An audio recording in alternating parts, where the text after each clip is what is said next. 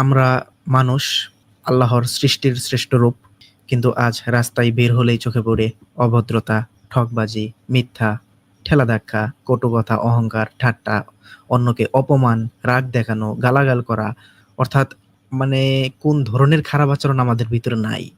প্রায় সকল ধরনের খারাপ আচরণই আমাদের ভিতরে প্রায় রয়েছে। আমরা কি সত্যিই আসলে সভ্য হচ্ছি নাকি আসলে ধ্বংসের দিকে যাচ্ছি?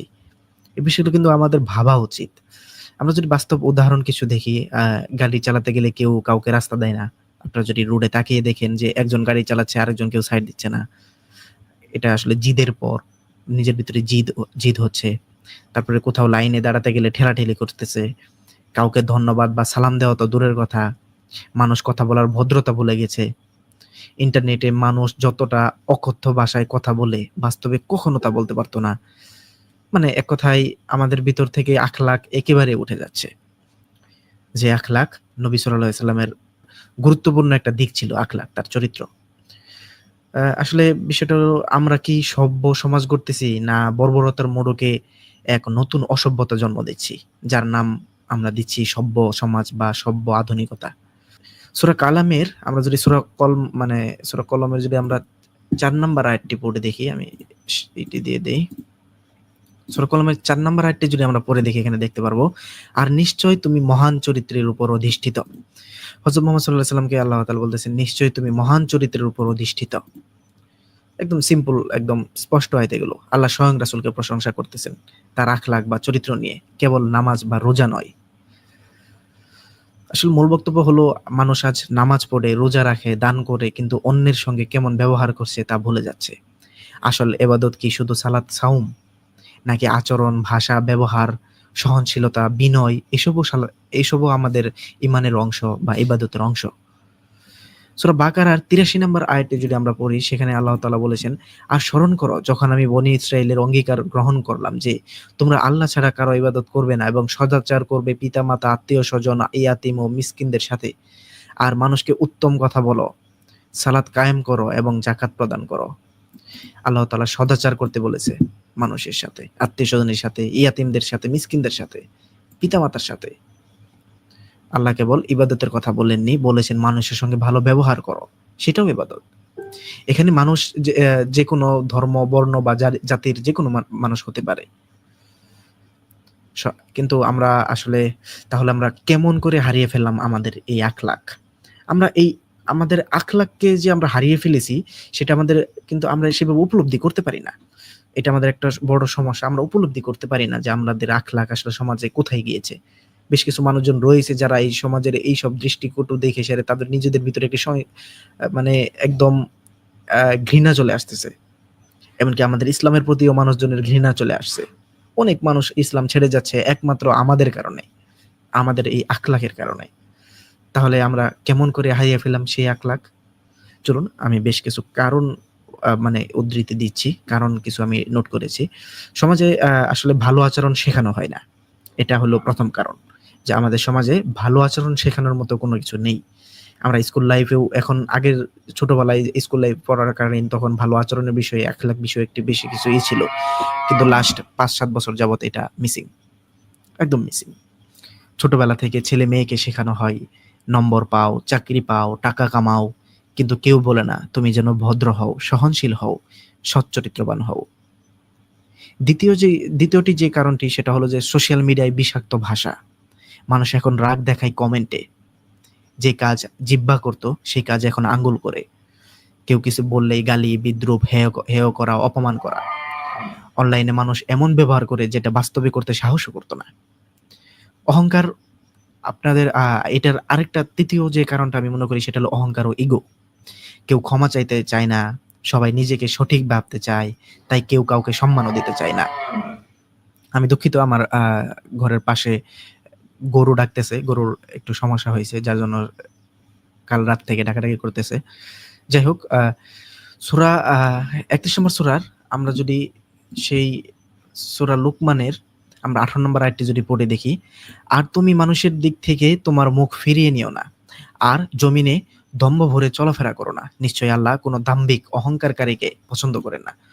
অর্থাৎ অহংকার বসে তুমি মানুষকে অবজ্ঞা করো না এবং পৃথিবীতে উদ্যত ভাবে বিচরণ করো না, কারণ আল্লাহ কোনো উদ্যত অহংকারীকে পছন্দ করেন না।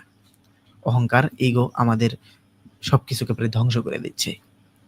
তুমি মানুষের দিকে গর্ব ভরে মুখ ঘুরিয়ে নিও না, আর পৃথিবীতে অহংকার করে চলিও না।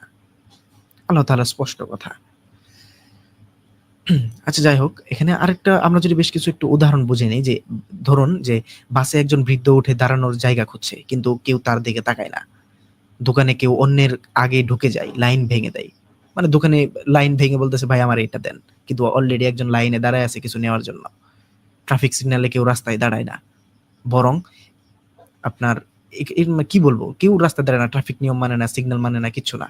আমাদের জাস্ট সমাজের চারিদিকে তাকিয়ে দেখেন, আমরা নিজেরা বলতেছি যে হেই অটোওয়ালা তো মানে খুবই পাজি লোক, তিনি তো খুবই করতেছেন, নিয়ম ভেঙে সাইড দিয়ে, ডান সাইড দিয়ে চলে গেল।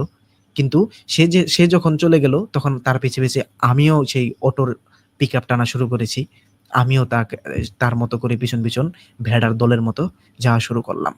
এই যে হয়ে গেল, মানুষের সবার মধ্যে একটা চেইন শুরু হয়ে গেল, আমাদের সেই মানে বিবেককে, আমাদের সেই আখলাককে বিসর্জন দেওয়ার।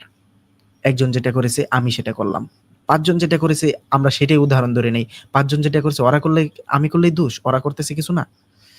যাই হোক, এগুলো আসলে আমাদের মনের ভিতরে ইগো, এবং আমরা এগুলোর প্রতি ফলোতে পড়ে যাচ্ছি। ছোট ছোট বিষয় আসলে বোঝা যায় আমরা কেমন ব্যবহার শিখেছি। তো আখলাকের মানে শুধু ভদ্র হওয়া না, আখলাক মানে হচ্ছে সুন্দর চরিত্র, যেটা কোরআন ও রাসূল শিক্ষা দিয়েছেন। আর এই আখলাক হারালে নামাজ আর রোজাও মানুষকে রক্ষা করতে পারবে না। এর দলিল সূরা মাউনের সেই ৪ নম্বর আয়াত থেকে ৭ নম্বর আয়াত, যেখানে আল্লাহ তাআলা বলতেছেন, অতএব সেই সালাত আদায়কারীর জন্য দুর্ভোগ। তারপরে আয়াতে আল্লাহ তাআলা বলতেছেন, যারা নিজেদের সালাতে অমনোযোগী। তারপরের আয়াতে আল্লাহ তাআলা বলতেছেন, যারা লোক দেখানোর জন্য তা করে। তারপরের আয়াতে আল্লাহ তাআলা বলতেছেন, এবং ছোটখাটো গৃহ সামগ্রী দানে নিষেধ করে। অর্থাৎ সেই সালাত আদায়কারীর জন্য দুর্ভোগ। আমরা সালাত আদায় করলেও এইসব যদি আমরা ছেড়ে দেই, সেই সালাতের কোনো মূল্যই নেই। যেসব লোক দুর্ভোগের শিকার, যারা নামাজ পড়ে তবুও মানুষকে ছোট ছোট সাহায্য করতেও কৃপণতা করে। আমাদের সমাজে আলেম ওলামা, হুজুর মুন্সিদের আচরণ আমাদের সমাজে বেশ প্রভাব ফেলেছে। এইটা আমি মনে করি এমন একটা পয়েন্ট, যে পয়েন্টে কথা বলা খুবই জরুরি। যারা মানুষের সামনে ধর্মের মুখপাত্র, যারা ওয়াজে চিৎকার করে বলে নবী আমাদের আদর্শ, কিন্তু তাদের চরিত্র নবীর মতো না হলে মানুষ ইসলামকে ঘৃণা করতে শুরু করে। তাই নয় কি? আসলে আমরা খুঁজে বের করব এর সমস্যাটা কোথায়। আমরা প্রথমত এর সমস্যাটা খুঁজে বের করি, চলুন। আসলে ১ নম্বর যে সমস্যাটা, সেটা হলো যে ধর্মকে ব্যবহার করে ব্যক্তি পূজা করা হচ্ছে। মানুষ কোরআন বোঝে না, হুজুর যা বলে তাই মানে। তাই তারা কোরআনের আলোকে নয়, হুজুরের ভাষা, হুজুরের রাগ, হুজুরের দল নিয়ে চিন্তা করে। হুজুর যদি নিজে কাউকে গালি দেয়, অনুগামীরা ভাবে সেটা জিহাদ। সত্যি, সেটা মানুষ জিহাদ ভেবে নিচ্ছে তার ছাত্ররা, যে হুজুর যেহেতু গালি দিছে এটা জিহাদ। অবশ্যই সত্যের পক্ষে থাকতে হবে, হুজুরের পক্ষে থাকতে হবে। হুজুর যদি ফতোয়া দেয় কাউকে মুরদাত হিসেবে, এই তুমি মুরদাত, মানুষ ভাবে তার মাথা কেটে ফেলাও হালাল।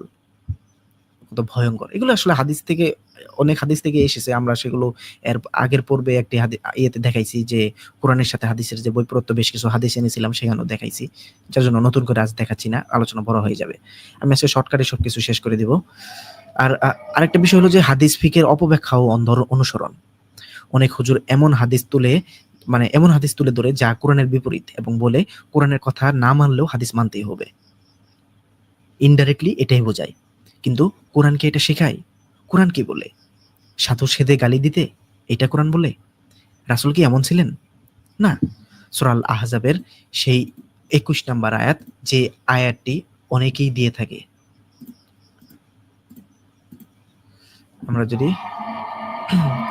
যদি সেই আয়াতটিতে যাই, আমাদের এখানে কেন কেটে গেল আমি বুঝলাম না, কতক্ষণ যাবত নেই। সূরা আল আহজাবের সেই ২১ নম্বর আয়াতটিতে আমরা যাই। অর্থাৎ এখানে দেখতে পারবো, তুমি তোমার রবের পথে হিকমত ও সুন্দর উপদেশের মাধ্যমে আহ্বান করো, এবং সুন্দরতম পন্থায় তাদের সাথে বিতর্ক করো। নিশ্চয়ই একমাত্র তোমার রবই জানেন কে তার পথ থেকে ভ্রষ্ট হয়েছে, এবং হিদায়াতপ্রাপ্তদের তিনি খুব ভালো করেই জানেন। সুন্দর উপদেশের মাধ্যমে আহ্বান করো।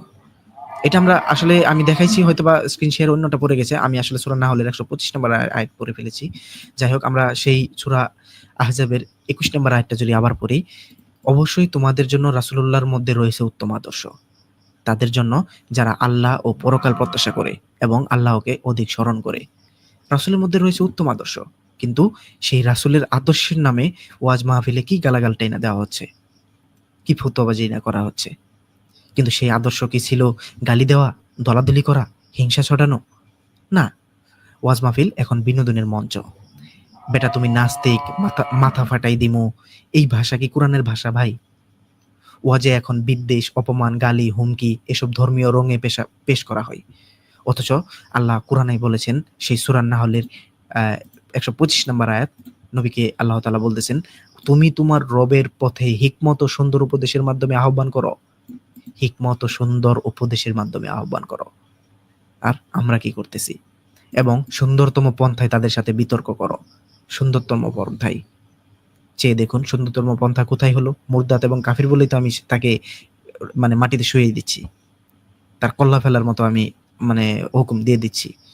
তাহলে কিভাবে হবে? নিশ্চয়ই একমাত্র তোমার রবই জানেন কে তার পথ থেকে ভ্রষ্ট হয়েছে, এবং হিদায়াতপ্রাপ্তদের তিনি খুব ভালো করেই জানেন। অর্থাৎ কে হিদায়াতপ্রাপ্ত, কে তার পথ থেকে ভ্রষ্ট হয়েছে, একমাত্র আল্লাহ তাআলা ভালো জানেন। কিন্তু আমরা সেখানে বলতেছি, ফতোয়াবাজি করতেছি, হেই তুমি কাফের, হেই তুমি মুরদাত, হেই তুমি মুনকারিনা হাদিস, হেই তুমি মুরদাত। ইচ্ছা মতো আমরা মানুষকে গালাগালাজ করতেছি, ফতোয়াবাজি করতেছি। ফলাফল কি দাঁড়ায় এর? আমার বেশ কিছু সমস্যা এবং তার প্রভাব আমরা যদি শর্টকাটে বলি, হুজুররা কোরআনের বদলে মাযহাব, ফিকহ তুলে ধরেন। এর প্রভাবটা কি পড়তেছে? মানুষ কোরআন পড়তে শেখে না, কোরআন বুঝতে শেখে না। আরেকটা সমস্যা হলো আচরণে গালি, দম্ভিকতা রয়েছে। এর প্রভাব কি বলতেছে? ধর্মকে মানুষ এখন ভয় পাওয়া শুরু করেছে। ইসলাম ছেড়ে মানুষ পালিয়ে যাচ্ছে। প্রচুর ইয়ং জেনারেশন মানুষ এখন ইসলাম থেকে দূরে সরে যাচ্ছে। আরেকটা সমস্যা আছে, সেটা হলো দলাদলি, হিংসা বর্জন। এর প্রভাব কি পড়তেছে? ইসলাম বিভক্ত হয়ে পড়তেছে। আরেকটা সমস্যা হচ্ছে বক্তৃতা ধর্মে নয়, রাজনৈতিক জ্বালাময়ী হয়ে যায়। এর প্রভাব পড়তেছে মানুষ প্রকৃত হিদায়াত হারিয়ে ফেলতেছে। যদি রাসূল জীবিত থাকতেন, তিনি কি এমন গালি দেওয়া বক্তা, বিদ্বেষ ছড়ানো নেতা, অহংকারী আলেমদের দেখতে চাইতেন? নবী ছিলেন গালিমুক্ত, বিনয়ী, সহনশীল, ক্ষমাশীল। আমরা কাকে অনুসরণ করছি? আমরা যদি এখানে মুন্সিদের আসলে সব বিষয়টা হলো যে শুধুমাত্র যে মুন্সিদের খারাপ ব্যবহার এমন কিছু না। বিষয়টা হলো যখন যিনি ধর্মের প্রতিনিধি বলে পরিচিত, তার আচরণই কোরআনের বিপরীত, তখন মানুষ ধর্ম থেকেই মুখ ফিরিয়ে নিচ্ছে। আমরা বাস্তবতা যদি আরো বেশ কিছু দেখি, যে মঞ্চে রাগ, গালি, চিৎকার দেওয়া হচ্ছে, ফলাফলেতে তরুণ প্রজন্ম ভাবছে ইসলাম মানেই সহিংসতা। একে অপরকে কাফের ঘোষণা করা হচ্ছে। উম্মাত, এতে ফলাফল কি হচ্ছে? উম্মাত ৭৩ ফিরকাতে বিভক্ত, প্রতিটা নিজেকে জান্নাতি মনে করে। প্রতিটা দলই এই ৭৩ ফিরকা যদি হয়েও থাকে, ৭৩ ফিরকায় নিজেদেরকে জান্নাতি মনে করে, আর আরেকজনকে জাহান্নামী মনে করে। হুজুরদের আচরণে নারীদের প্রতি ঘৃণা ভাষণ দেওয়া হচ্ছে। শুধু নারীদের নিয়ে আলোচনা, নারীরা এরকম। একটা হাদিসও রয়েছে যে নারীরাই বেশি অধিকাংশ জাহান্নামে যাইবে। কিন্তু নবীর নামে এত মিথ্যাচার করা হয়েছে। আল্লাহ তাআলা কোরআনে কোথাও বলেনি যে নারী এবং পুরুষের মধ্যে জাহান্নামের ভেদাভেদ রয়েছে। নবী সাল্লাল্লাহু আলাইহি ওয়াসাল্লাম এটা বলতে পারেন না। এবং কি নারীরা জাহান্নামে বেশি যাবে বলে যে আল্লাহ তাআলা তো এটা বলে দেননি যে জান্নাতে পুরুষরা বেশি যাবে। এটা কোথাও কি বলেছেন? বা নবীও কি এটা কোনো সময় বলেছেন যে পুরুষরা জান্নাতে বেশি যাবে? না, নারীরা জাহান্নামে বেশি যাবে, নারীরা সংখ্যায় বেশি। আবার আরেকটা কথা হলো যে জান্নাতেও নারীদের সংখ্যা বেশি থাকতে পারে, কারণ তারা সংখ্যায় বেশি। কিন্তু এই বলে এই নয় যে পুরুষরা জান্নাতে যাবে, নারীরা জাহান্নামে যাবে বেশি, এমন কথা নয়। এর ফলাফল কি হচ্ছে? ইসলামের আসল নারীর মর্যাদা ঢেকে গেছে পুরুষতন্ত্রের ফতোয়ায়। হুজুরদের আচরণে আল্লাহর ভয় নয়, দলীয় হুজুরের ভয়, মানুষ আল্লাহর কথা নয়। আমরা হুজুর কি বলবে সেটা নিয়ে ভাবতেছি। কোরআন তার চরিত্র মানে কোরআন তার চরিত্রে নেই। কোরআন বারবার বলে নরম কথা বলো, দাওয়াতে প্রজ্ঞা ব্যবহার করো, কিন্তু তিনি বলেন তুই কুফরি কইছস, তুই কাফের। সূরা তাহার ৪৪ নম্বর আয়াতটি যদি পড়ে দেখেন, আপনারা একদম পরিষ্কার হয়ে যাবেন একটি বিষয়। আমি সে আয়াতটি বের করতেছি। এই যে সূরা তাহা 44 নম্বর আয়াত, তোমরা তার সাথে নরম কথা বলবে, হয়তোবা সে উপদেশ গ্রহণ করবে অথবা ভয় করবে। এখানে কার কথা বলা হয়েছে জানেন? আপনারা যদি কিছুক্ষণ আগে পড়ে আসেন, আপনারা আশ্চর্য হবেন কার প্রতি আল্লাহ তাআলা নরম ভাবে কথা বলার আদেশ দিলেন। তোমরা দুজন ফিরাউনের নিকট যাও, কেননা সে তো সীমা লঙ্ঘন করেছে।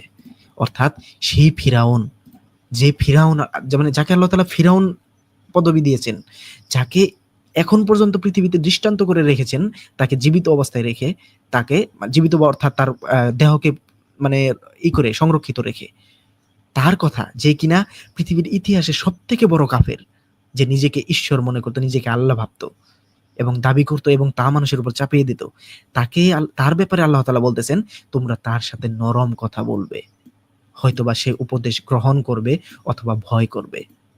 চিন্তা করে দেখুন, ফেরাউনের বেলায় বলতেছে আল্লাহ তাআলা, যাকে আল্লাহ ফেরাউন বলেছেন তাকে পর্যন্ত নরম কথা বলতে বলেছেন। তাহলে যারা সাধারণ মানুষ তাদের সাথে কেমন হওয়া উচিত? রাসূল কখনো কাউকে গালি দেননি, কিন্তু হাদিসে বহুবার এসেছে রাসূল কখনো মানে গালিগালাজ করতেন, কি করতেন, এই আমরা দলিলগুলো দিব সামনে। তিনি তার স্ত্রীকে গালি দিয়েছেন এমন কথা এসেছে, কিন্তু সেগুলো পুরোপুরি কোরআনের বিপরীত। আবার বেশ কিছু হাদিস রয়েছে যেখানে রাসূল সাল্লাল্লাহু আলাইহি সাল্লামের একদম যে উত্তম আদর্শ, সেই উত্তম আদর্শকে ফুটিয়ে তোলা হয়েছে, কিন্তু সেই হাদিসগুলো তারা আমল করছে না, তারা প্রবৃত্তির অনুসরণ করছে। সেই সূরা কালামের সেই 4 নম্বর আয়াত, আল্লাহ তাআলা যেখানে বলেছেন, আর নিশ্চয়ই তুমি মহান চরিত্রের উপর অধিষ্ঠিত। কত সুন্দর কথা। আর সেখানে আমরা নবীকেও চরিত্রহীন বানিয়ে রেখেছি হাদিস শরীফে। আজকের আলেম সমাজ কিভাবে রাসূলের প্রতিনিধিত্ব করছে? তারা ধর্ম নয়, নিজের মাযহাব প্রচার করে। মানুষ আল্লাহর কথা জানতে চায়, তারা শোনায় আমরা মানে আমার পীর কি বলেছে, আমার ফতোয়া কি বলে। কোরআনের পরিবর্তিতে দলিল হয়, হাদিসের হাদিয়া, হুকুম, হাকিমের হুকুম, ইমামের ইজমা, ইচ্ছা মতো। মানে কি ধরনের কথা সেখানে নেই, কোন ইমাম কি বলল, কোন ইমাম কি ফতোয়া দিয়েছে, কোনটার কি মাসালা, নানা ধরনের বিদ্রূপ আলোচনা। কিন্তু সেখানে তার ভিতরে সেই আলোচনার এক সিটে ফুটে পর্যন্ত নেই। নিজে উগ্র ভাষায় আরেকজনকে শেখাচ্ছে আকলাক কি।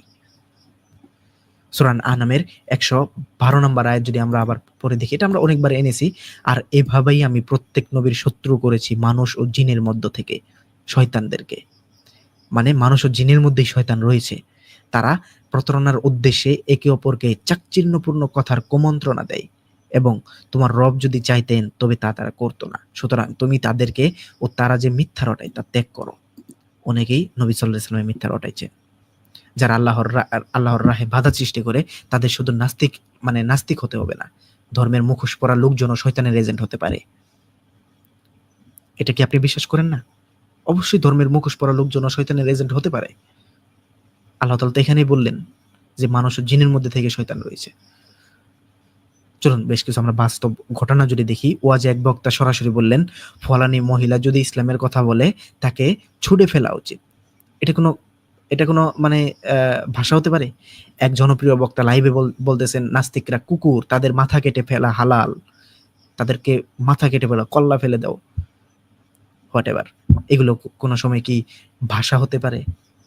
এসবই ইউটিউব, ফেসবুকের রেকর্ডের আছে।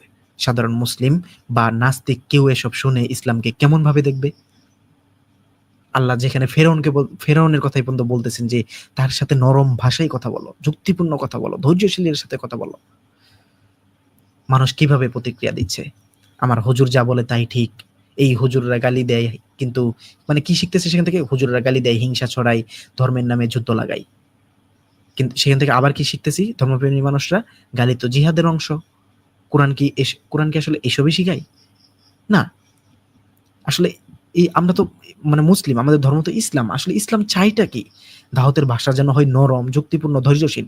ইসলাম মানে আদর্শ চরিত্রের মডেল, শুধু লেবাস না। কোরআন কখনো কাউকে কাফের ডাকার অনুমতি দেয় না। কেবল আল্লাহ জানেন কে মুমিন কে কাফের। আমরা একটু আগেও দেখে আসলাম। সূরা হুজরাতের যদি 11-12 নম্বর আয়াতটি আমরা পড়ে দেখি, সেখানে দেখতে পারবো আমরা, হে ঈমানদারগণ, এটা সূরা হুজরাতের 11 নম্বর আয়াত, হে ঈমানদারগণ, কোন সম্প্রদায় যেন অপর কোন সম্প্রদায়কে বিদ্রূপ না করে, হতে পারে তারা বিদ্রূপকারীদের চেয়ে উত্তম। আর কোন নারীও যেন অন্য নারীকে বিদ্রূপ না করে, হতে পারে তারা বিদ্রূপকারীদের চেয়ে উত্তম। আর তোমরা একে অপরের নিন্দা করো না, এবং তোমরা একে অপরকে মন্দ উপনামে ডেকো না। ইমানের পর মন্দ নাম কতই না নিকৃষ্ট, আর যারা তওবা করে না তারাই তো জালিম। কত সুন্দর কথা, জাস্ট পড়ে দেখুন। আমি মানে এগুলো পড়তে গেলে পড়তে পড়তে মনের ভিতরে এত পরিমাণ ভয় এবং অনুগ্রহ চলে আসে, এত পরিমাণ একটা অনুতপ্ততা চলে আসে। জাস্ট একবার পড়ুন আপনারা কোরআন শরীফ। 12 নম্বর আয়াতে আল্লাহ তাআলা বলতেছে, হে মুমিনগণ, তোমরা অধিক অনুমান থেকে দূরে থাকো। নিশ্চয়ই কোনো অনুমান তো পাপ। আর তোমরা গোপন বিষয় অনুসন্ধান করো না এবং একে অপরকে গীবত করো না। তোমাদের মধ্য কি কেউ তার মৃত ভাইয়ের গোশত খেতে পছন্দ করবে?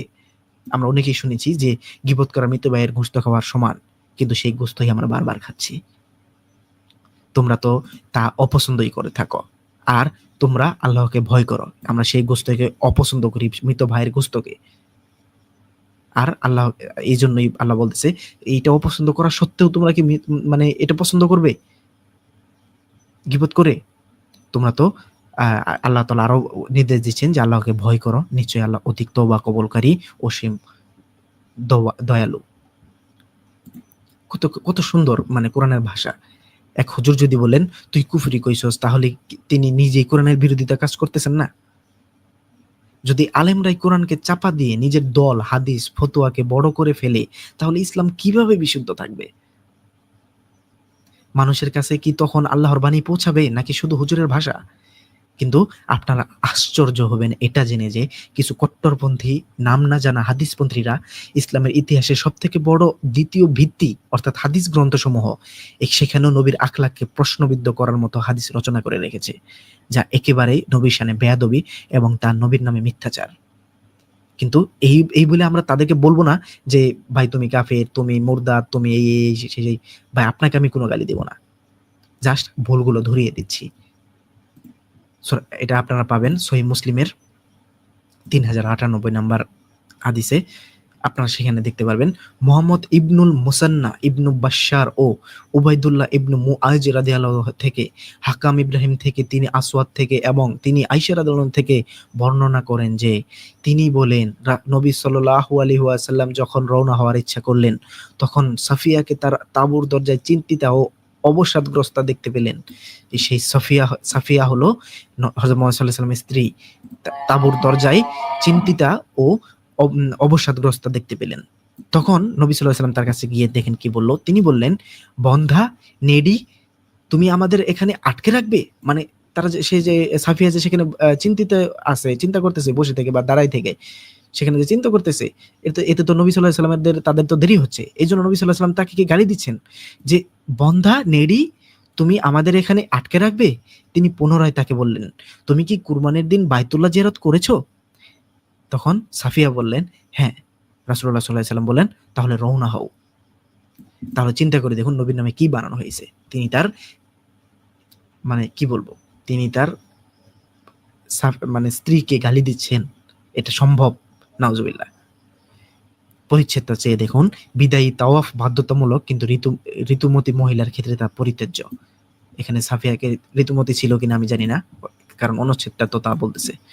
যাই হোক, আমরা যদি আরো একটু আগাই, রাসূল সাল্লাল্লাহু আলাইহি ওয়াসাল্লামের প্রতি আমরা সেই সূরা আল আযহাবের যে 21 নম্বর আয়াতটি আমরা পড়েছি, যেখানে দেখেছি অবশ্যই তোমাদের জন্য রাসূলুল্লাহর মধ্যে রয়েছে উত্তম আদর্শ তাদের জন্য যারা আল্লাহ ও পরকাল প্রত্যাশা করে এবং আল্লাহকে অধিক স্মরণ করে। সূরা আল আম্বিয়ার 107 নম্বর আয়াত যদি আপনি পড়ে দেখেন, সেখানে দেখতে পারবেন রাসূলুল্লাহ সাল্লাল্লাহু আলাইহি ওয়াসাল্লাম আল্লাহ তাআলা বলতেছেন, আর আমি তো তোমাকে বিশ্ববাসীর জন্য রহমত হিসেবে প্রেরণ করেছি। যে রাসূল বিশ্ববাসীর জন্য রহমত, সেই রাসূলের নামে এগুলো বানানো হয়েছে। কিন্তু কিছু সহিহ হাদিস তার বিপরীত চরিত্র উপস্থাপন করতেছে। বিভিন্ন হাদিস শরীফে আপনারা পাবেন বা বিভিন্ন ফতোয়াতে আপনারা পাবেন যে রাসূলুল্লাহ সাল্লাল্লাহু আলাইহি ওয়াসাল্লাম নাকি বলেছেন, কোন লোক যদি নামাজ না পড়ে তাকে হত্যা করো, তাকে হত্যা করা ওয়াজিব হয়ে যায় নাকি। আমি একটি আর্গুমেন্ট পড়তেছিলাম একটি ওয়েবসাইটে আত-তাহরিক নামে, সেখানে আমি দেখতে পেলাম যে বেশ কিছু এই বিষয়ে অনেক কিছুই বলা হয়েছে এখানে। আমরা যদি একটু শর্টকাটে যদি একটু পড়ে দেই, এক ওয়াক্ত সালাত পরিত্যাগ করলে কি তাকে হত্যা করা হবে, নাকি একাধিক ওয়াক্ত? জুমুর বিধান মনে করেন এক ওয়াক্ত সালাত নির্ধারিত সময়ের মধ্যে আদায় না করলে তাকে হত্যা করা হবে। ইবনুল আরবিয়া অনুরূপ অভিমত ব্যক্ত করেছেন। চিন্তা করে দেখুন।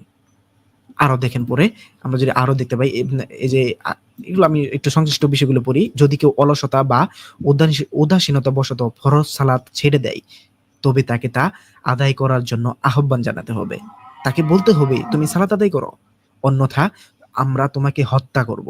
সেই সালাত আদায় করলে ভালো, অন্যথা তাকে হত্যা করা ওয়াজিব হয়ে যাবে। চিন্তা করে দেখুন, এটা কোনো কথা? এগুলো মানে বেশ কিছু হাদিস থেকে টুকাই এনে নিজের মতো ফিক বানায় নিজেদের মতো মাযহাব তৈরি করেছে এরা। কি আর বলার। কিন্তু আল্লাহ তাআলা সূরা বাকারার সেই 256 নম্বর আয়াতে বলতেছে, দিন গ্রহণের ব্যাপারে কোনো জবরদস্তি নেই। দিনের মধ্যে কোনো জবরদস্তির অবকাশ নেই। দিনের ব্যাপারে কোনো জবরদস্তি কিংবা বাধ্যবাধকতা নেই। কে মানলো এসব? কে মানতেছে? আমি, আপনি, কে মানতেছি? তাহলে কিভাবে নামাজ না পড়লে হত্যা করার কথা রাসূল বলতেন? সম্ভব কি? না। আপনারা বেশ কিছু হাদিস পেয়ে যাবেন যেখানে আপনারা দেখতে পারবেন যে এই যে আমি প্রথমেই বলে দিলাম যে নারীরা নাকি ইয়েতে বেশি যাবে, জাহান্নামে বেশি যাবে। কিন্তু সূরা হিজরতের যদি আমরা সেই 13 নম্বর আয়াতটি পড়ে দেখি, সূরা হিজরতের 13 নম্বর আয়াত, সূরা হুজরাত, সেখানে আমরা দেখতে পারবো, হে মানুষ, আমি তোমাদেরকে এক নারী ও এক পুরুষ থেকে সৃষ্টি করেছি, আর তোমাদেরকে বিভিন্ন জাতি ও গোত্রে বিভক্ত করেছি যাতে তোমরা পরস্পর পরিচিত হতে পারো। তোমাদের মধ্যে আল্লাহর কাছে সেই অধিক মর্যাদা সম্পন্ন যে তোমাদের মধ্যে অধিক তাকওয়া সম্পন্ন। অর্থাৎ এখানে নারী পুরুষ কোনো ফ্যাক্টই না, সেই মর্যাদা সম্পন্ন, সেই অধিক মর্যাদা সম্পন্ন যে অধিক তাকওয়া সম্পন্ন। চিন্তা করে দেখুন, সেখানে আমরা নারীদেরকে কোথায় রেখেছি? তাহলে নারীদের কম বুদ্ধির ও কম ধর্মবিশ্বাসী বলার হাদিস কিভাবে সহি হয়? অনেক হাদিসে বলা হয়েছে নবীদের আকল কম, মানে নারীদের আকল কম, অনেক হাদিসে বলা হয়েছে। যাই হোক, আসলে যে আমরা দেখলাম যে আসলে মোল্লারা কি করে এসব হাদিসকে তারা অন্ধভাবে সত্য বলে ধরে নাই, এগুলোর ভিত্তিতে জিহাদ মানে হত্যা তারা বানায় নাই, নারী মানে দুর্বল তারা বানায় নাই, নামাজ না পড়লে হত্যা, বিধর্মী মানে শত্রু, এই ভয়ঙ্কর চিন্তাধারা সমাজে ঢুকিয়ে দেয়। এর উপসংহারে কি হয়? কোরআনে আমরা পাই রাসূল রহমত, আদর্শ চরিত্রের অধিকারী, সব জাতির প্রতি নরম, ক্ষমাশীল ও বিচারক। কিন্তু হাদিসে পাই নৃশংস, হত্যা, আদেশদাতা, নারী বিদ্বেষী, ভয় দেখানো ও অমানবিক আচরণ। কি জুলুম নবীর প্রতি এবং আমাদের প্রতি। কিন্তু সেই হাদিসগুলোকে এক্সট্রা করে প্রেক্ষাপট বানানো হয়, প্রেক্ষাপট বাইরে থেকে তৈরি করে দিয়ে সেই হাদিসকে আবার জাস্টিফাই করা হয়, যেটা এটা এই কারণে হয়েছে, এটা এই কারণে হয়েছে। এটা কি কারণে হয়েছে সেটা তো হাদিসে থাকার কথা, হাদিসে নেই। আপনি আরেক জায়গা থেকে সেটা বলতেছেন বা নিজের মতো করে ব্যাখ্যা করতেছেন। হাদিসে কেন সেটা লিখে দিলেন না এটা এই কারণে হয়েছে? যাই হোক, ওইসব দিকে আমরা না আগাই। এই দ্বৈততা মানুষকে ইসলাম থেকে দূরে সরাচ্ছে এবং সমাজে ভ্রান্ত ধার্মিকতার আগুনে মানুষ জ্বলতে থাকতেছে। বর্তমানের বাস্তবতা, আজ মোল্লাদের ওয়াজে, ইউটিউব চ্যানেলে কিংবা সমাজে একটা বিষয় প্রায়ই শোনা যায়, বিধর্মীদের সাথে দয়া নয়, জিহাদ করো। নাস্তিক মানে কাফের, হত্যা করা হালাল, হাদিস বলে কাফেরদের অভিশাপ দাও, তাদের দোস্ত বানিও না। কিন্তু প্রশ্ন হলো, রাসূল সাল্লাল্লাহু আলাইহি ওয়াসাল্লাম কি এমন আচরণ করতেন? রাসূল ছিলেন শত্রুদের সাথেও নম্রতা ও বুদ্ধিমত্তার প্রতীক। সেটাকে কিভাবে? যারা গালমন্দ করতো তাদের জন্য তিনি দোয়া করতেন।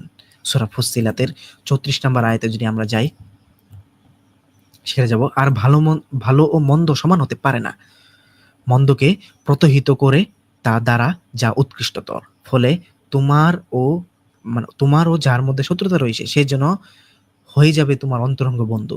অর্থাৎ উৎকৃষ্ট কিছু দ্বারা, ভালো কিছু দ্বারা মন্দকে যদি প্রতহিত করা হয়, তিনি নবী সাল্লাল্লাহু আলাইহি সাল্লাম তাই করেছেন, তাহলে হতেও পেরে যেতে পারে যে সে অন্তরঙ্গ বন্ধু হয়ে যাবে। আপনারা আবু সুফিয়ানের দিকে তাকাই দেখেন, আপনারা ইতিহাসে যদি সিরাত গ্রন্থ পড়েন, আবু সুফিয়ান অনেক কট্টরপন্থী ছিল, নবী সাল্লাল্লাহু আলাইহি সাল্লামের অনেক বিরুদ্ধে ছিল।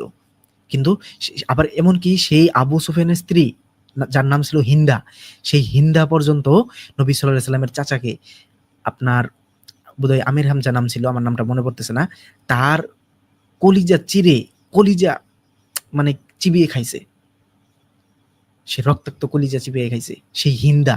যে হিন্দার স্বামী হলো আবু সুফিয়ান, সেই আবু সুফিয়ানকে তিনি যুদ্ধের সেনাপতি বানিয়েছেন। সবাইকে বলে দিয়েছেন, সিরাত গ্রন্থে পাবেন আপনারা, সবাইকে ঘোষণা দিয়েছেন যে আবু সুফিয়ানের সাথে থাকবে, আবু সুফিয়ানের বাসা বাড়িতে থাকবে, ঘরে থাকবে, সে নিরাপদ। চিন্তা করে দেখুন কত উৎকৃষ্টতার ভাবে তাকে এই অন্তরঙ্গ বন্ধুর দিকে তিনি আহ্বান করছেন। এমনকি আবু জাহেলের যে পুত্র, তাকে পর্যন্ত নবী সাল্লাল্লাহু আলাইহি সাল্লাম করে ফেলেছিলেন, মানে আয়ত্তে এনে ফেলেছিলেন, বন্ধুত্ব বন্ধে এনে ফেলেছেন, যিনি কিনা পরবর্তীতে ইসলামিক খেলাফতে অনেক দায়িত্ব পালন করছেন ইসলাম প্রতিষ্ঠার ক্ষেত্রে। যাই হোক, এগুলো আমরা আমরা আসলে নবীর আদর্শ হাদিসে থেকে সিরাতে বেশি রয়েছে। সিরাত গ্রন্থ পড়লে আসলে অনেক কিছু জানা যায়।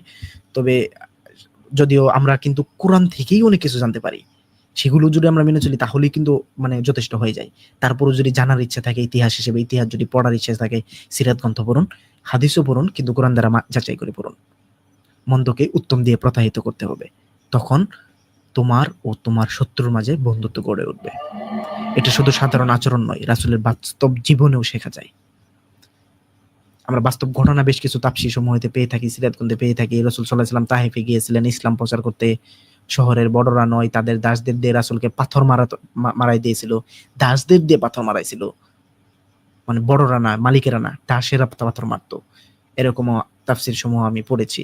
রক্তে ভিজে গিয়েছিলেন, তিনি আশ্রয় নিয়েছিলেন এক বাগানে। তারপরও কি তিনি তাদেরকে হত্যা করেছেন? মক্কা বিজয়ের পর সবাইকে বলে দিয়েছেন, তোমরা সবাই মুক্ত, সবাই এই দেশে বাস করতে পারো, ট্যাক্স দিতে হবে। কোরআনের কথা অনুযায়ী ট্যাক্স দিয়ে, অবশ্যই ট্যাক্স আমাদের জাকাতের মতোই, এটা অবশ্যই বিধান।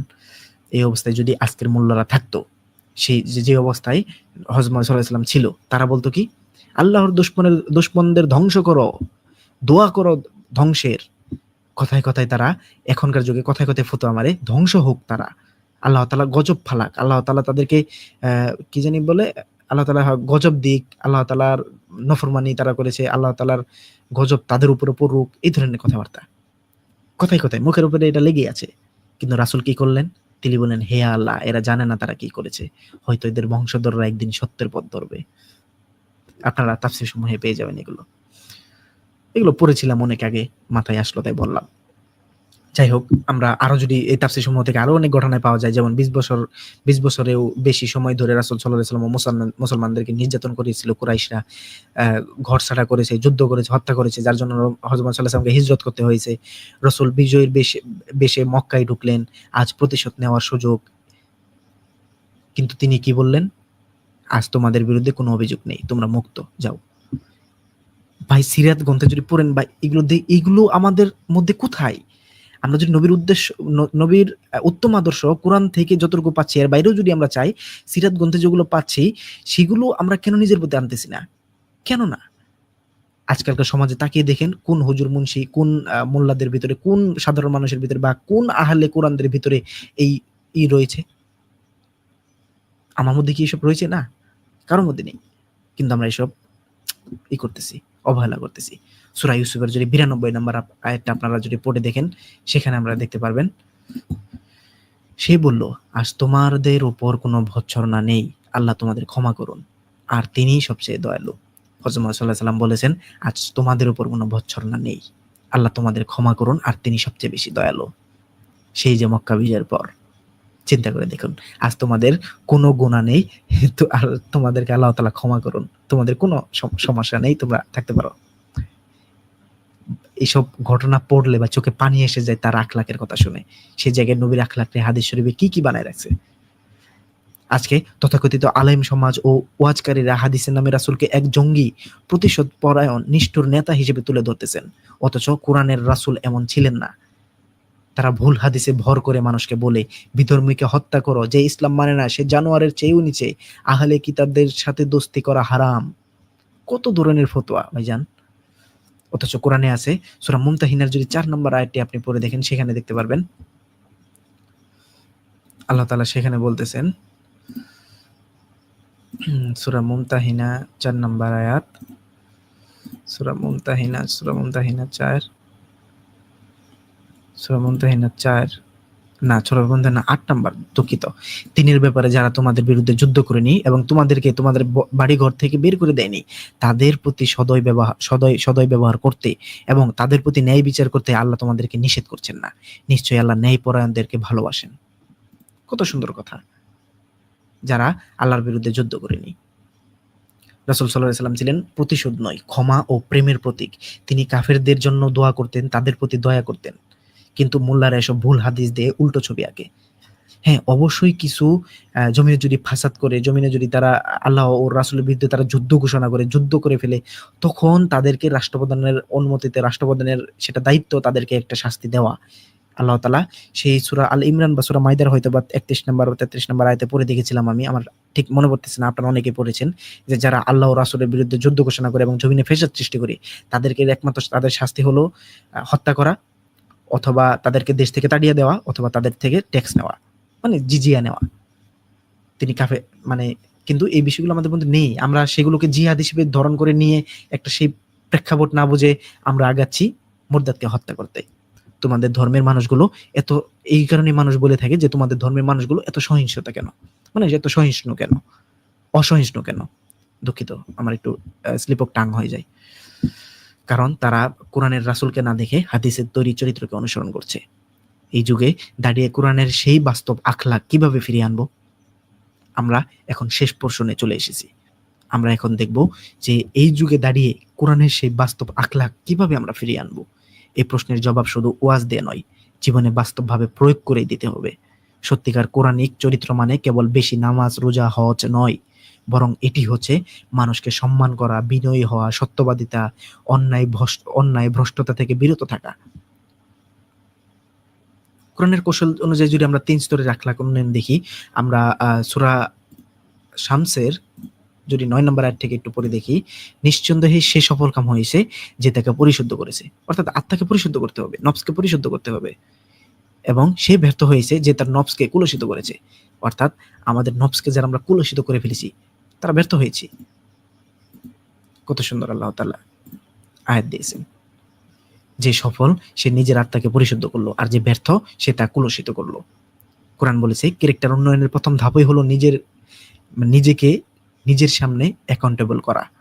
নিজেকে জিজ্ঞাসা করো, আমি কি অহংকারী হয়ে গেছি? আমার কথায় কি ঠাটবাট বেশি? মানে অহংকারী, ঠাটবাট এসব কি আমার কথায় ফুটে ওঠে? আমি কি দ্বিধান্বিত মানুষের উপহাস করি? আমি কি সত্য জানার পরও সেটার সাথে বিরোধ করি? নিজের ভুল মেনে নেওয়া, সংশোধন করাই আখলাকের শুরু। এগুলো কি আমরা বুঝি না? নিজেকে প্রশ্ন করুন। আসলে নিজের ভুলটাকে মেনে নেওয়াও কিন্তু সে আখলাকের শুরু। আমি ভুল হতেই পারি। সূরা বাকারা সেই 83 নম্বর আয়াত, আল্লাহ তাআলা যেখানে বলেছেন যে তোমরা সদাচরণ করো তোমাদের পিতামাতা, আত্মীয়-স্বজন, ইয়াতীম ও মিসকিনদের সাথে। মানুষকে উত্তম কথা বলো। উত্তম কথা বলতে বলেছেন আল্লাহ তাআলা। উত্তম কথা কি কাউকে কাফের বলা? তুমি মানুষের কাছে থেকে মুখ ফিরিয়ে নিও না এবং পৃথিবীতে অহংকার করে চলাফেরা করো না, নম্রভাবে কথা বলো। আমরা একটাও আয়াত কিন্তু একটু আগে দেখে আসলাম। আমরা কিন্তু এই আয়াতগুলো কিন্তু একটু আগে দেখে আসছি। সেই আপনার সেই সূরা লুকমানের 18 নম্বর আয়াতে আমরা দেখে আসছি। আর তুমি মানুষের দিকে থেকে তোমার মুখ ফিরিয়ে নিও না, আর জমিনে দম্ভ ভরে চলাফেরা করো না। নিশ্চয়ই আল্লাহ কোনো দাম্ভিক অহংকারীকে পছন্দ করেন না। কত সুন্দর! কোরআন স্পষ্ট বলেছে তোমার ব্যবহারে তোমার প্রকৃত ধর্ম। চর্চার উপায়টা এখন আমাদেরকে জানতে হবে। সেই ব্যবহারের চর্চা। কাউকে আঘাত করলে সরাসরি আমি দুঃখিত বলো। অর্থাৎ কেউ যদি তোমাকে আঘাত করে সরাসরি বলো আমি দুঃখিত। বিতর্কে জিতে নয়, মানে বিতর্কে জিতার জন্য নয়, সত্যকে জয়ী করে ফিরে আসো। বয়স্ক, দরিদ্র, পীড়িত, ভিন্ন মতের মানুষকেও সম্মান দাও। সমাজে শান্তির প্রতিষ্ঠার আমাদের কথা মানে সমাজে শান্তি প্রতিষ্ঠার কথা আরো মানে এরপরেই চিন্তা করতে হবে। নিজেদেরকে পরিশুদ্ধ করে, নিজের সদাচরণ ঠিক করে, নিজের আখলাককে ঠিক করে, সেই আখলাককে আরো মানে উন্নতি করার জন্য আমাদেরকে চিন্তা করতে হবে। সেই আমরা যাব হলো এখন সূরা হুজরাতের সেই 11 নম্বর আয়াতে, হে ঈমানদারগণ, কোন সম্প্রদায় যেন অপর কোন সম্প্রদায়কে বিদ্রূপ না করে। আমরা একটু আগেও সেটা পড়ে আসছি। আল্লাহ তাআলা এখানে যখন এগুলো আমরা একটু পিছনে যেতে 13 নম্বর আয়াত পর্যন্ত যদি আমরা পড়ি, হে মুমিনগণ তোমরা অধিক অনুমান থেকে দূরে থাকো। আমরা যদি আরো পড়ি, হে মানুষ, আমি তোমাদেরকে এক নারী ও এক পুরুষ থেকে সৃষ্টি করেছি, আর তোমাদেরকে বিভিন্ন জাতীয় গোত্রে বিভক্ত করেছি। এগুলো আমি বারবারই পড়ে আসলাম। তারপর আমি বারবার এই জন্যই পড়তেছি যেহেতু একটা কনক্লুশন আমাদের ভিতরে আসে, যাতে তোমরা পরস্পর পরিচিত হতে পারো। তোমাদের মধ্য থেকে আল্লাহর কাছে সেই অধিক মর্যাদা সম্পন্ন যে তোমাদের মধ্যে অধিক তাকওয়া সম্পন্ন। অর্থাৎ তাকওয়ার দিকে ফোকাস করুন, তাকওয়া সম্পন্ন হন। গীবত, অপমান, ট্রল, টিকটক, ব্যঙ্গ এইসব আজ ভাইরাল কন্টেন্ট হয়ে দাঁড়িয়েছে। কোরআন ঠিক এগুলোর বিপরীত শিক্ষা দেয়। আজকের সমাজে সবচেয়ে বেশি অভাব সম্মান ও সহনশীলতার। যে ব্যক্তি তাকে গালি, মানে রাসূল সাল্লাল্লাহু আলাইহি ওয়াসাল্লাম শিক্ষা দিয়েছেন কিন্তু আমাদের, যে ব্যক্তি তাকে গালি দিয়েছিল তার খবর পেয়ে রাসূল তার বাড়িতে গিয়েছিলেন। বৃদ্ধা অচল, তার জন্য পানি ভরে দিলেন। আপনারা এই হাদিসগুলো পেয়েছেন কিন্তু কত সুন্দর হাদিস। এরপর সেই নারী কেঁদে বলেছিল, তুমি মোহাম্মদ, তুমি মোহাম্মদ, আমি তো তোমাকে গাল দিতাম, তুমি সত্যি আল্লাহর রাসূল। হাদিসগুলো ভাই পড়েননি? এই হাদিসগুলো কেন মানছেন না? এটা হলো কোরআনিক আচরণ। আজ হুজুররা মানুষকে ট্রল করে গাল দিয়ে ইসলামে ডাকেন, এটা রাসূলের পথ নয়। গাল দিয়ে ইসলামে ডাকা যাবে না। যদি আমরা কোরআনের আখলাক বুঝে তা বাস্তবে প্রয়োগ করি, হাদিস নয় কোরআনের চূড়ান্ত মানদণ্ড মানি, অহংকারী হুজুরদের নয় রাসূলের নম্রতাতে আমরা যদি আদর্শ মনে মনে করি, তাহলে সমাজ আবার আদর্শিক আচরণ ও ন্যায়ের একটি সভ্যতায় রূপান্তরিত হবে। ধর্ম শুধু রেওয়াজ নয়, ইসলাম শুধু সেজদা নয়। ইসলামের আসল চেহারা হলো আখলাক। আর রাসূল সাল্লাল্লাহু আলাইহি সাল্লামের সবচেয়ে বড় মিরাকেল হলো তার চরিত্র। আজ আমাদের ফিরে যেতে হবে সেই কোরআনের আখলাকের দিকেই। আর হযরত মুহাম্মদ সাল্লাল্লাহু আলাইহি সাল্লামের দীর্ঘ নবীকালীন যে জীবনটা, রাসূল হওয়ার আগে, সেই নবুয়ত প্রাপ্তর আগে যে জীবনটা, পুরোটুকুই তার আখলাকে পরিপূর্ণ ছিল বলেই তাকে আল্লাহ তাআলা সেই পথে রেখেছেন বলেই তাকে রাসূল বলে আমরা মেনে নিয়েছিলাম। একমাত্র সেই যুগের মানুষরা প্রথমে তার চরিত্র দেখে তাকে মেনে নিয়েছে। তাকে সে আমানতের খেয়ানত করতো না, কাফেররাও তার কাছে জিনিসপত্র রেখে যেত। কত কাহিনী আমরা সিরাত গ্রন্থে শুনেছি, সেগুলো আমরা মানছি না। আমরা মানছি সেই লাহওয়াল হাদিস। আসলে তুমি আমি এখানে তুমি যাই হোক তুমি বলে ফেললাম। আপনি ৫ ওয়াক্ত নামাজ পড়েন, তবুও যদি আপনার স্ত্রী আপনার ব্যবহার দেখে ভয় পায়, তাহলে কোরআন আপনার হৃদয়ে এখনো জায়গা পায়নি। আপনি গলা ফাটিয়ে ওয়াজ করেন, কিন্তু প্রতিবেশী জানে না আপনি সহানুভূতির মানুষ কিনা। আপনার মধ্যে অহংকার, ঘৃণা, দাম্ভিকতা আছে কিনা, তাহলে আপনার দ্বীনের মুখোশটাই শুধু আছে। আপনি হয়তো সোশ্যাল মিডিয়ায় ইসলামের পোস্ট দিচ্ছেন, কিন্তু মানুষের ভুলে ট্রল করা, কটাক্ষ করা, এগুলো দেখাচ্ছেন। এগুলো করতেছেন, মানুষকে কটাক্ষ করতেছেন, ট্রল করতেছেন। এগুলো ভাই আখলাক, এগুলো আখলাক। আপনার আখলাক কি কোরআনের সঙ্গে যায়? না। কোরআন আপনার কাছে শুধু তেলাওয়াতের কিতাব হয়ে থাকলে চলবে না। এটা একটা ব্যবহারিক জীবন পথ, একটা চরিত্র গড়ার কিতাব। আর যারা ইসলামের নাম নিচ্ছে, তাদের মুখে ইসলাম, মানে শুধু মুখে ইসলাম, কিন্তু আচরণে অহংকার, গর্ব, রাগ, ঘৃণা, বিদ্বেষ। শুধু মুখে ইসলাম থাকলে কি হবে? আপনি কি সেই দলে? নিজেকে আজ আয়নার সামনে দাঁড় করান। আপনার পরিবার, আপনার বন্ধু-বান্ধব, প্রতিবেশী, তারা কি বলে? এই মানুষটা সত্যিই আল্লাহর ভক্ত? এই মানুষটা আলাদা? এই মানুষটা ভদ্র? এই মানুষটা নম্র? এই মানুষটা সত্যিবাদী? না পারলে আপনি শুধু নামাজি, শুধু রোজাদার, কিন্তু কোরআনের অনুসারী না। আজ রাতে ঘুমাতে যাওয়ার আগে শুধু একবার ভাবেন, আপনার চরিত্র দেখে কেউ কোরআনের কথা মনে রাখে কিনা। যদি না রাখে, তবে আজ থেকে নিজেকে বদলান। কারণ আপনি কেবল মুসলিম নন, আপনি আল্লাহর প্রতিনিধি, আল্লাহর রাসূলের অনুসারী। তার আখলাকই আপনার চেহারা হতে হবে।